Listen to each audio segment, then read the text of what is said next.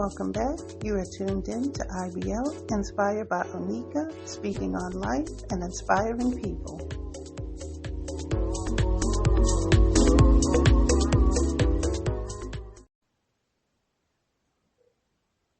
Hi everyone and welcome. This is episode 48 and the title of today, this is going to be a movie review of Mary J. Blige presents Be Happy.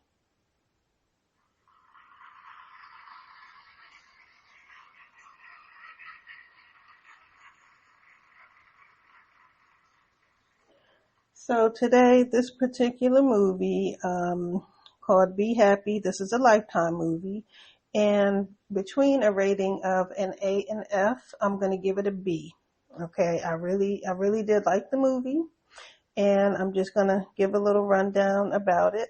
So, spoiler alert, spoiler alert, spoiler alert. If you haven't seen it, but you plan to see it, then just come back later after you've watched it and let me know what you thought about it.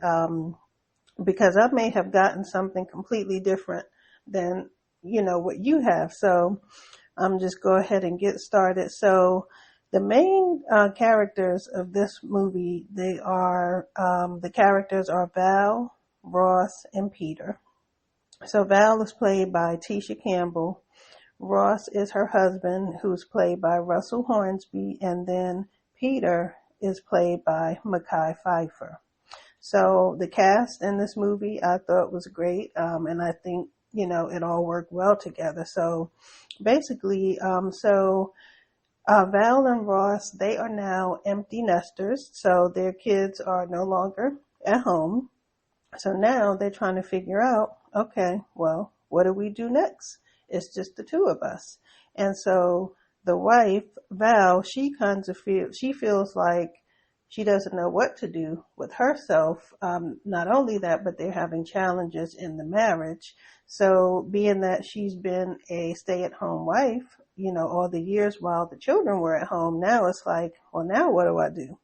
So one of the first scenes is that Val goes and puts some makeup on. She puts on some lingerie. And her husband, he's in the garage working on his vintage car. So she gets all dressed up. So she goes to get her man. And when he sees her standing there, he just kind of shot her down. He rejected her, right? And so he made up some bogus excuse about, I had some bad greens, so I don't feel too good. And she wasn't having it. She wasn't believing none of that, right? So she said, oh, really? You had some bad greens? Okay. So she left it like that. Now, you can just imagine how a wife feels when her husband rejects her like that. She's probably thinking like, okay, he doesn't love me anymore. He's not attracted to me. There must be somebody else. I can't imagine all the things that are going through her mind. She's rejected by her husband. So anyway, she leaves that alone. So, the whole time she's trying to talk to him and figure out, because they've been kind of distant, and she's trying to talk to him and figure out what's going on. She's just trying to fix things basically. And he's kind of absent, kind of acting like, he really doesn't care. He's just not very much trying like she is, So Val, she talks to her friends. She has 3 friends, in the movie, and they are very much supportive of her. And, they're the kind of friends who really are supportive of her, and they're not the kind to give her bad advice like, oh, you don't need him. Let's go out. You can meet somebody else. You're too good for him anyway. All the stuff that you typically see in a lot of movies. That's what's portrayed. It's like the friends are telling the wife like, oh, you don't need him. It's okay. So they weren't like that. They were very much supportive of her, letting her know, we're here for you. What do you need? And so one of them gave her a suggestion. She said, well, why don't y'all try marriage counseling? So Val, she, posed that to Ross, and he was just like, no, he shut that down immediately. He was like, no, not interested. So later on, the reason why he rejected her is revealed later on in the movie. Okay, so just keep that in mind. So at this point, Val, she is fed up because he doesn't want to talk to her. It seems like he just doesn't want to fix things. So basically she decides she's going to leave the house. So she left.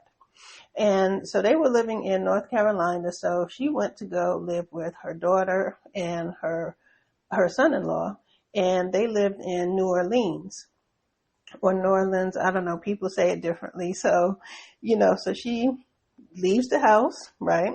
Goes to stay with her daughter, and her daughter she's pregnant. So, and she's going to be having her baby pretty soon. So she's staying with them. And, so while she's out there, she just kind of accidentally, found a job. Not that she applied for it or even that she was looking, but she went to this gallery and she was very knowledgeable and she just was interested in all the things that they had at the gallery. And so that's when they were like, oh, we need somebody like you. You want a job?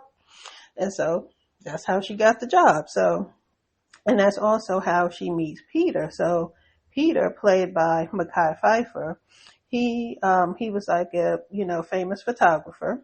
So they met, they were just hanging out in the beginning, just being friends and everything. So he was showing her around, she's in a new city and a new state, really. He's showing her around and they're just, being friends. He's, exposing her to some of the local food there and, just showing her around. And it was just innocent. She made it clear that she was married. She didn't hide that from him. So ultimately, Val ended up sleeping with Peter, right? So after that, they continue to see each other. So Val, she talked to her friends and let them know like, oh, I had an affair. And they were like, what? They were just kind of shocked, like, wow. So, they were just like, well, are you okay? Do you know, what you're going to do, with your husband? And, again, they were just really supportive of her. So, and while Val is there in New Orleans, she just finds herself again, she kind of remembers what things made her feel alive. She was happy, smiling, just having a good time. And, I have to say though that it was also due to the help of Peter because he kind of asked her questions that made her reflect and remember what those things were that she was interested in, what were her goals and dreams. So, while she was there in New Orleans, she kind of remembered all that and, it just brought it back into perspective for her. So anyway, so Val had the affair with Peter and, they still were seeing each other. So Peter, he invites her to an event that he was going to, and he was like, oh, I'm going to, introduce you to some people there and things like that. So they go to the event, and shortly when they got there, these two women scoop Peter up, and, he says to Val, like, oh, excuse me, I'll be right back. So, she didn't sweat it at first. She started looking around, looking at all the art and everything. So she turns around and she sees that Peter is very like comfortable and too close and familiar talking to these two women, right? So she goes over there and she introduces herself and she's like, well, how do y'all know Peter? So they were like, we used to date. Both of them said it at the same time. We used to date. And so there's a twist with those two, which is bugged out. But so they were like, oh, we used to date. So anyway, so Val immediately, she gets upset. Okay. So they had a big argument at the venue and, she's mad at him about, oh, so, well, what are we? What's going on with us? So I think the mistake she made was she assumed that they were exclusive, which I don't know why, but she assumed they were exclusive. And she's like, well, why didn't you tell me about this, that, and the other? And where's this going between me and you? Now that was a conversation that they never had. Like, what are we doing? Okay. So he just quickly reminded her, you're married. You're still married. So don't come at me. You are still married, right? So after that, they didn't see each other for a while, after they had that big argument. So then shortly after that, her daughter had the baby. So Val goes to the hospital and she meets her husband there because, that's his grandchild too. So, Val and Ross, they start talking and they went out to dinner that night and, they were laughing and smiling and talking. They were just enjoying each other's company. They were having a good time. So from that point on, they decided they were going to reunite, right? So, and when they decided to reunite, that's when Val found out about the problem or why he rejected her in the beginning. So he had some kind of male problem with erectile dysfunction. And, he sought treatment and, he had medication and things like that. So she was just kind of like, well, how come you never talked to me about this? Why didn't you ever tell me, So, and I don't know, that's kind of a tough one because you think about how many men actually are affected by this. And, I don't know if it was like a pride thing for him or an ego thing, or he just didn't know how to talk to his wife about this problem he was having, so that's why he rejected her, not because he didn't love her, but it was because he was having this problem. So anyway, she finds out and they talk about it a little bit. So, so then, it was a happy ending. They're reunited. So, at the end also, Ross asked Val, he said, what do you need? What do you want from me? And her reply was, I'm not going to give you instructions on how to love me, right? So I think that was a big mistake. Her answer, I think, was a big mistake. But ultimately, it was a happy ending, and her husband, he decided they were going to travel. So, he got his passport and, they traveled to another country. So, it was a happy ending, and I'm really glad that they reunited because there's so many marriages that end in divorce, and I feel like sometimes they don't try, in the relationship. So I'm just glad that in the end it worked out for them. So let me tell you about the things that I liked. So like I said, I really liked watching the movie. It was good. And I really appreciated how in this movie, Val's friends, like I said, they didn't give her bad advice. They didn't steer her down the wrong path. They were very supportive and let her know, yes, we are here for you. What do you need? If you just need a shoulder to cry on, because a lot of times when you see movies like this, it's usually what they portray in a lot of these movies is that the woman's friends will be like, oh, well, you don't need him. It's all right. We got you. You can meet somebody else. You too good for him. Things like that. And usually it's because one of them wants your man. So of course she wants you to leave him because she wants him, right? So that's one of the things I liked about this movie is that her friends, they were positive. They weren't, they weren't ratchet. They were just there and supportive for her. So, that was one of the things I appreciated.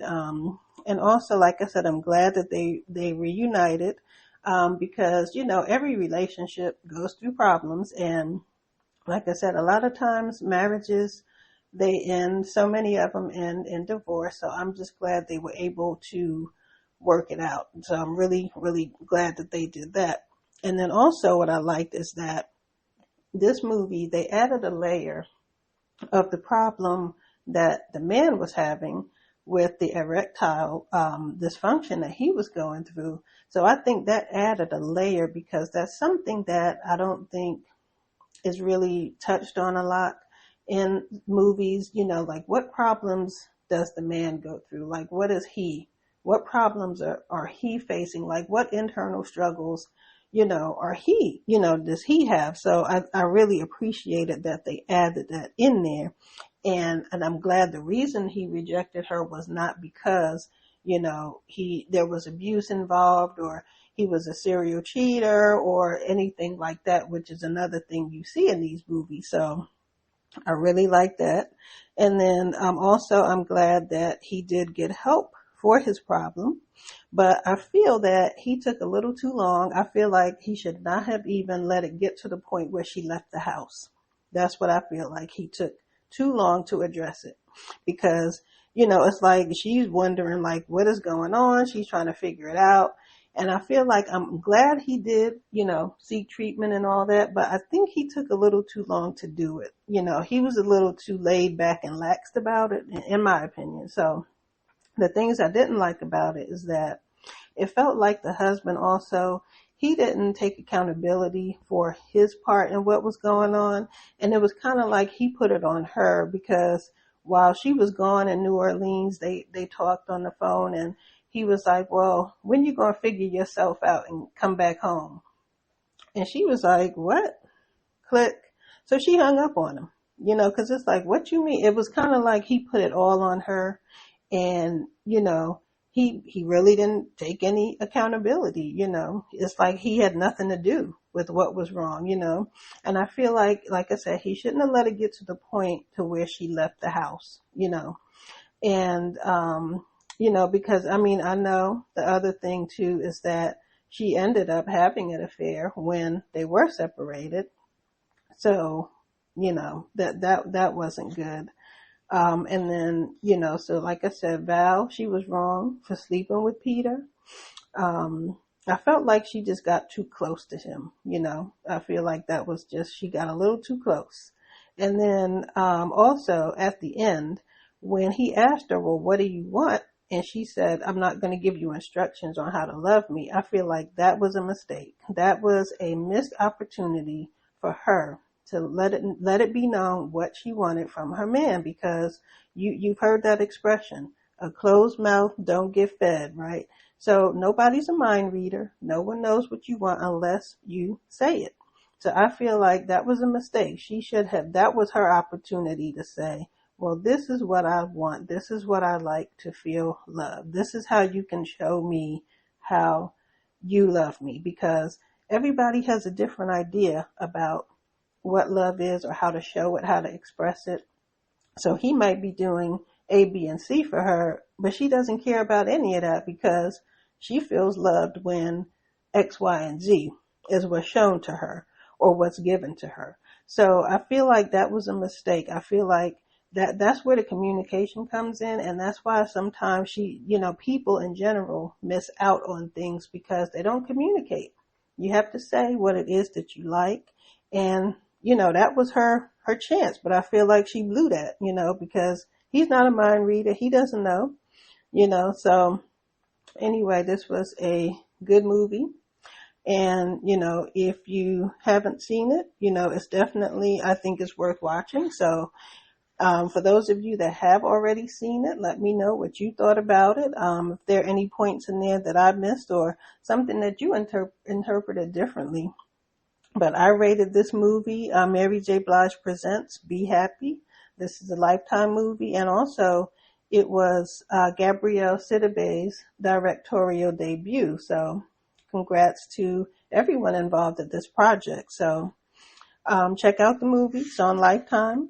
And thank you again for listening to the episode. And if you haven't seen it yet, come back later. Let me know what you think. I'm so interested to know how different people view, these movies and what they think about it.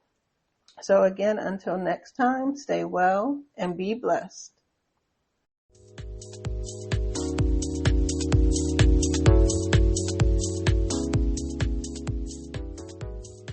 Thank you for tuning in to another episode of the IBO podcast. You can hear this and all episodes on the Podbean app, YouTube, and Spotify. Until next time, stay well and be blessed.